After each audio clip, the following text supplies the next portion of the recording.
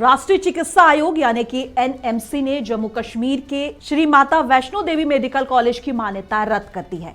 जम्मू कश्मीर के नेताओं ने इसे शिक्षा का सांप्रदायिकीकरण कहा है। बता दें, पिछले साल पहले बैच में दाखिल पाने वाले 50 छात्रों में से 47 मुस्लिम, 1 सिख और सिर्फ 2 हिंदू थे। इसलिए हिंदुत्व संगठनों और बीजेपी नेताओं ने इसका विरोध किया और दावा किया कि कॉलेज हिंदू तीर्थयात्रियों के दान से चल रहा है, इसलिए केवल हिंदू छात्रों को सीटें मिलनी चाहिए।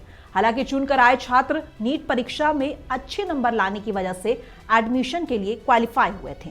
बता दें, एनएमसी ने यह कहकर मान्यता रद्द कर दी है कि कॉलेज में न्यूनतम मानकों का पालन नहीं किया गया। वहीं जम्मू कश्मीर के मुख्यमंत्री उमर अब्दुल्ला ने भी इस कदम की आलोचना करते हुए कहा है कि देश के अन्य हिस्सों में लोग मेडिकल कॉलेज लाने के लिए संघर्ष करते हैं, जबकि यहां इसे बंद कराने की लड़ाई चली।